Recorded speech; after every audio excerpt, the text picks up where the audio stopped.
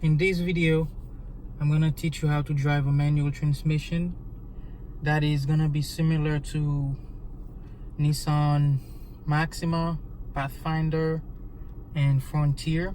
My car is a Nissan Xterra. So my brake, emergency brake or parking brake, is set here and released over here.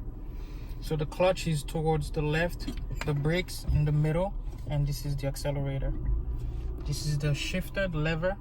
First gear is up here, second gear straight down, third gear up here, fourth, fifth gear, and this is reverse. So to start off, you put your car in first, and the trick that I would like to teach you is to rev it to about 1500 RPM. So when you do that and you release your clutch smoothly, your car will not really stall or die. As you can see, the car is moving smoothly. So let me do it again. First gear, rev 1500, release clutch smoothly, and there you go, you're moving. So this is how you get your car to move if you have a manual transmission, and that's similar to many Nissans out there and some other cars.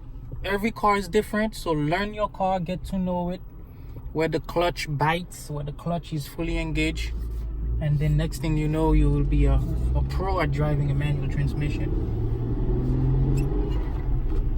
Thank you for watching.